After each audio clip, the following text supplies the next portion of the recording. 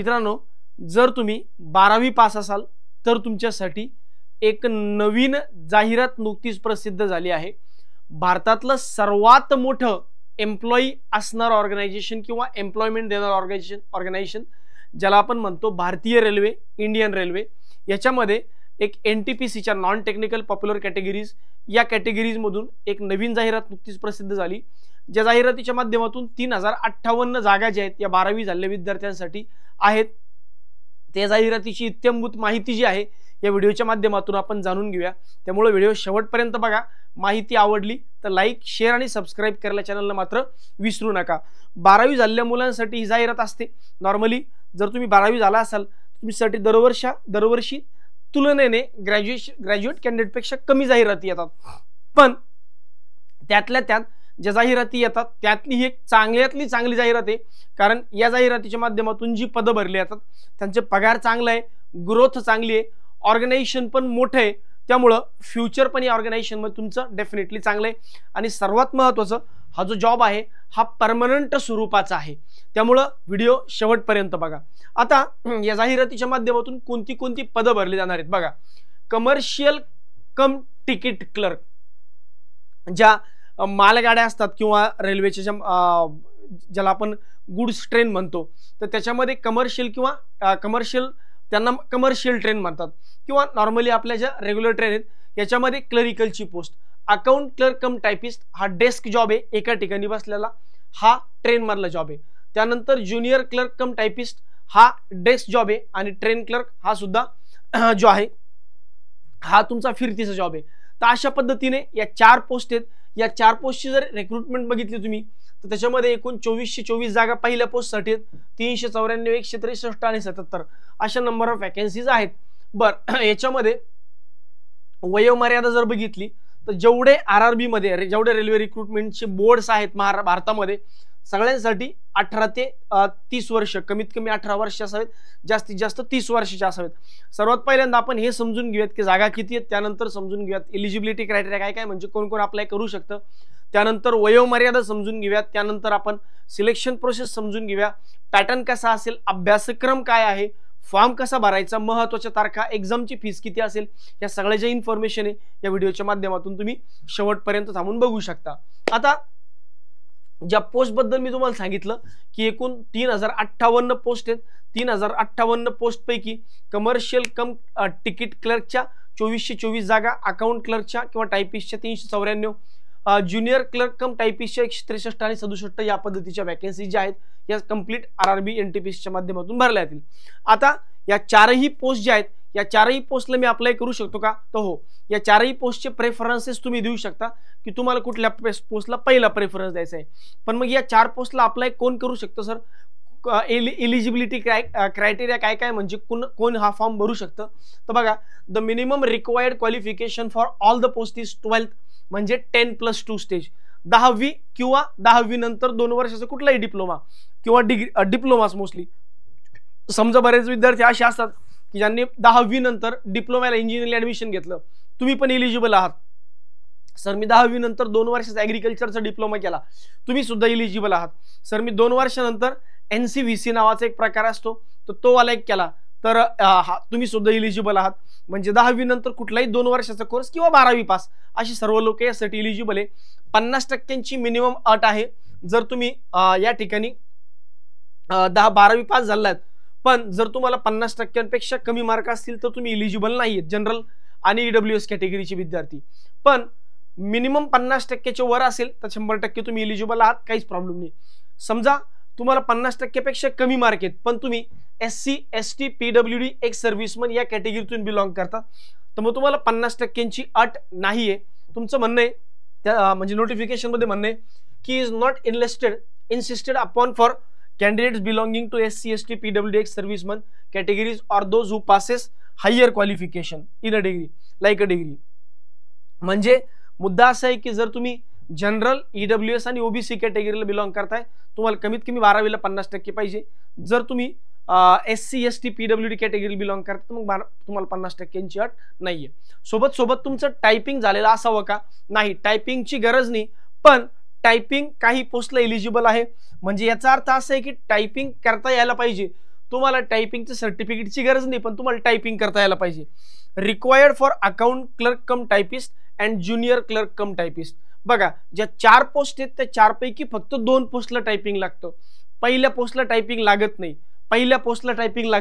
बघा इथं पण टायपिंग लागत नाही आणि इथं पण टायपिंग लागत नाही. पहिल्या आणि शेवटच्या पोस्टला, या मधल्या 2 पोस्टला टायपिंग लागतं, पण टायपिंगचं सर्टिफिकेट नाही लागत. जेव्हा तुम्ही CBT 1 म्हणजे प्री पास होणार, मेन्स पास होणार आणि मग तुम्हाला टायपिंगला बोलावलं जातं, तर त्यावेळेस तुम्हाला टायपिंग करता यायला पाहिजे. तुमच्याकडे सर्टिफिकेट असावं असं काही कंपल्सरी नाहीये. त्यामुळं आता तुम्ही तयारी करू नका टायपिंगची. जेव्हा तुमचं फेज 1 फेज 2 होईल किंवा स्टेज 1 स्टेज 2 CBT 1 CBT 2 होईल, त्यानंतर तुम्ही टायपिंगची तयारी करा. तुम्हाला कंपल्सरी सर्टिफिकेट लागत नाही, फक्त टायपिंग करता यायला पाहिजे. बरं, candidate must have typing proficiency in English और हिंदी ऑन अ कम्प्युटर. कम्प्युटरवर तुम्हाला टायपिंग करता यायला पाहिजे असं त्यांचं म्हणणं आहे, बाकी सर्टिफिकेटची गरज नाही. बरं, वयोमर्यादा जसं मी अगोदरच सांगितलं की मिनिमम वय 18 वर्ष, मॅक्सिमम वय 30 वर्षापर्यंत जनरल आणि EWS कॅटेगरीसाठी. पण जर तुम्ही OBC कॅटेगरीमध्ये येत असाल तर मग +3 म्हणजे 33 पर्यंत अप्लाय करू शकता. जर तुम्ही SC ST कॅटेगरीतून अप्लाय करत असताल किंवा SC ST कॅटेगरीला बिलॉंग करताय तर मग तुमचं वय 30 + 5 35 वर्षापर्यंत तुम्ही हा फॉर्म डेफिनेटली भरू शकता, असा मुद्दा आहे. बरं, पुढचा मुद्दा असा येतो की सर सिलेक्शन प्रोसेस नेमकी काय, कशा पद्धतीने आम्ही हा फॉर्म भरायचा आणि आमचं फॉर्म भरल्यानंतर कशा पद्धतीने रिक्रुटमेंट प्रोसेस नेमकी कशी असेल, कशा पद्धतीने आमचं सिलेक्शन होईल. तर याच्यामध्ये पहिल्यांदा तुमची CBT 1 म्हणजे कम्प्युटर बेस्ड टेस्ट 1 होईल, ज्याला तुम्ही प्री म्हणू शकता, जी क्वालिफाईंग असते. तिचा स्कोर कुठं फक्त मेन्ससाठी कामाला येतो, म्हणजे मेन्सला इलिजिबल होण्यासाठी. बाकी हा फायनल सिलेक्शनमध्ये कुठेही स्कोर जो आहे हा कन्सिडर केला जात नाही. मग CBT 1 होईल, त्यानंतर CBT 2 होईल. CBT 2 म्हणजे काय, कम्प्युटर बेस्ड टेस्ट 2. आता यासाठीचा अभ्यासक्रम पण मी तुम्हाला सांगतोय, पण CBT 1 म्हणजे ॲज गुड ॲज प्री आणि CBT 2 म्हणजे ॲज गुड ॲज तुमची मेन्स. दोन्हींचा सिलेबस सारखा आहे, सगळ्या गोष्टी अशाच पद्धतीने आहे. बरं, त्यानंतर स्किल टेस्ट बद्दल किंवा टायपिंग टेस्ट बद्दल मी जसं सांगितलं की बघा, कम्प्युटर बेस्ड ॲप्टिट्यूड टेस्ट आहे, त्यानंतर टायपिंग टेस्ट याच्याबद्दल आपण ऑलरेडी बोललो. CBAT application applicable for specific graduate level post but generally not for the under graduate. आता CBAT जो आहे हा याचा इथं काहीच मुद्दा नाही, याला प्लीज इग्नोर करा, हे चुकून माझ्याकडून ऍड झालंय, हे तुमच्यासाठी नाहीये. पहिल्यांदा तुमची फर्स्ट CBT 1 होईल, CBT टेस्ट 1 होईल म्हणजे कम्प्युटर बेस्ड टेस्ट 1, त्यानंतर computer based test 2, typing test, document verification आणि मेडिकल. एवढ्याच पोस्ट तुमच्यासाठी आहे किंवा एवढीच प्रोसिजर तुमच्यासाठी आहे. तर पहिल्यांदा तुमची CBT 1 CBT 2 त्यानंतर टायपिंग टेस्ट, त्या 2 पोस्टसाठी.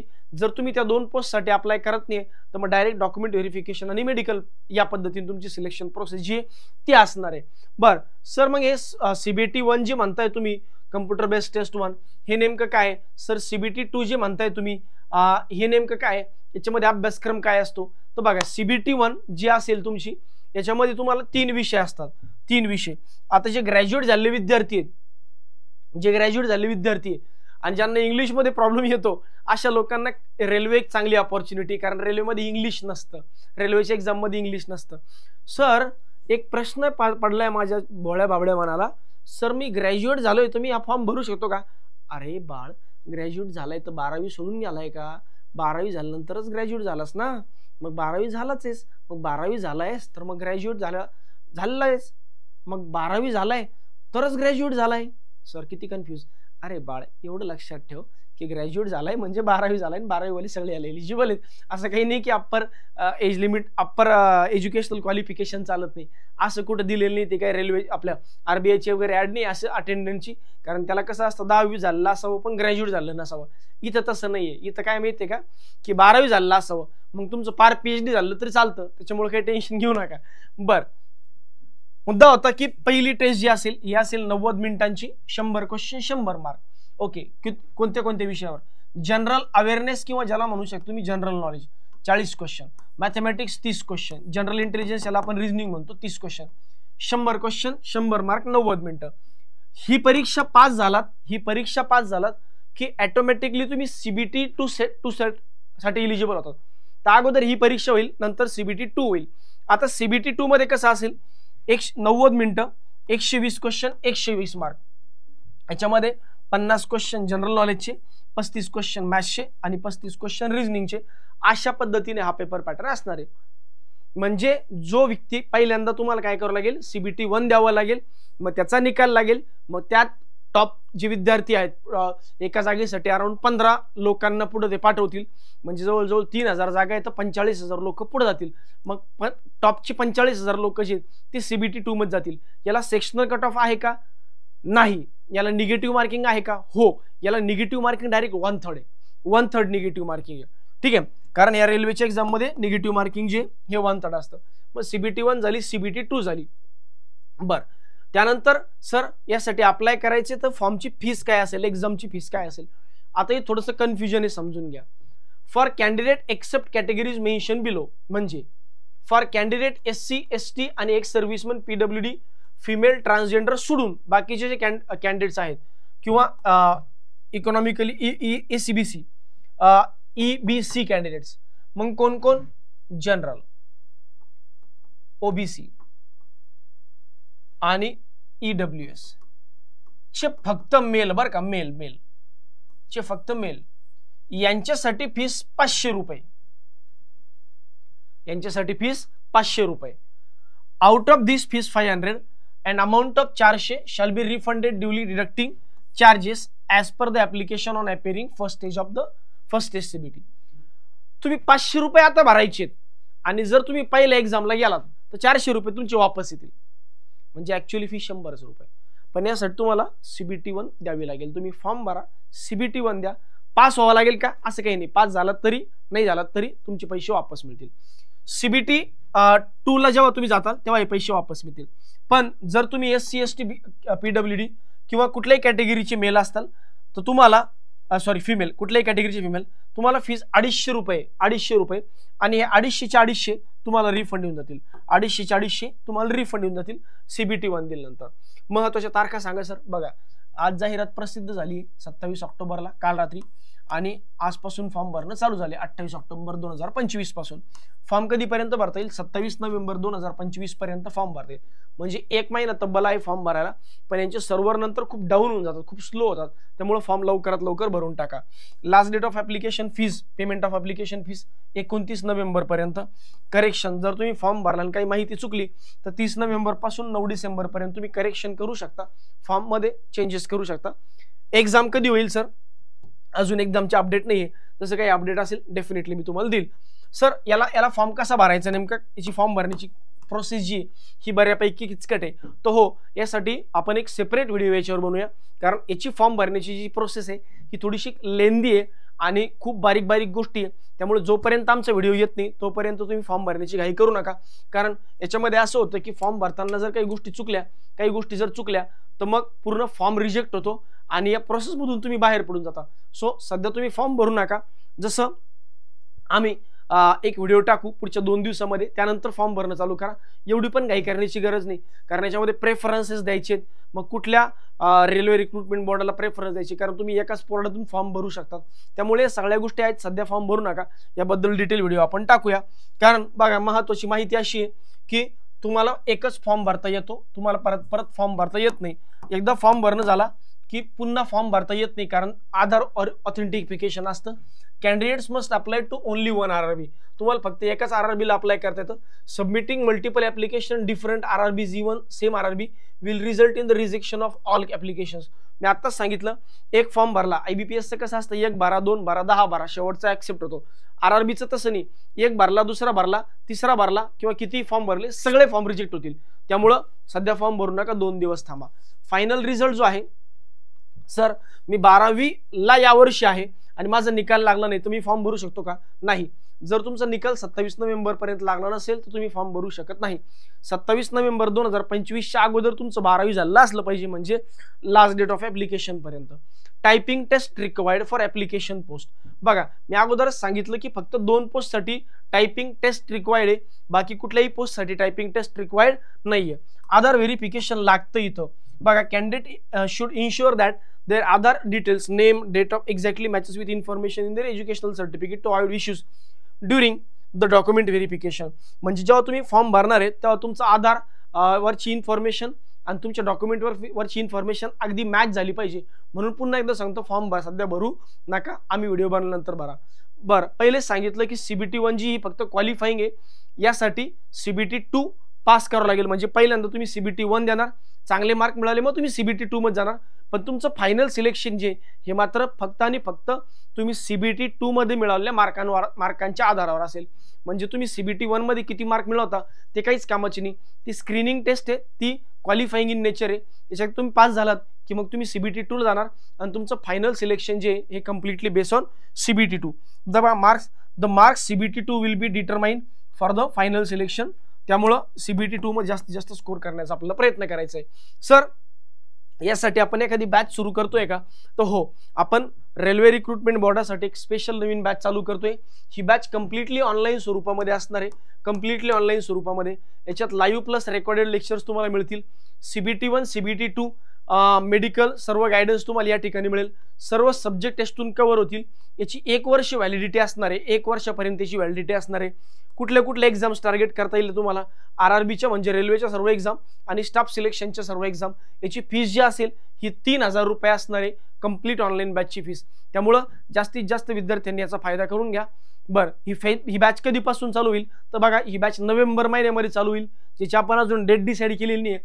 पण अधिक माहितीसाठी तुम्ही या चॅनलला सबस्क्राईब करून ठेवा, सो दॅट पुढची इन्फॉर्मेशन तुम्हाला या चॅनलवर डे टू डे मिळत राहील. प्रत्येक गोष्टीच्या अपडेटसाठी या चॅनलवर किंवा सारथी एज्युकेशनच्या टेलिग्राम चॅनलला सुद्धा तुम्ही सबस्क्राईब करून ठेवा. या दोन्ही ठिकाणी तुम्हाला ही सर्व माहिती जी ती मिळून जाईल. ठीक आहे, तर ही माहिती जी होती ही सुरुवातीची माहिती. बाकी यानंतरची संपूर्ण माहिती जी आहे किंवा फॉर्म भरण्याची जी माहिती आहे ती आपण लवकरच यूट्यूब चॅनलवर व्हिडिओच्या स्वरूपातून घेऊन येऊ. तोपर्यंत व्हिडिओ बघत राहा आणि चॅनलला सबस्क्राईब करायला विसरू नका. धन्यवाद.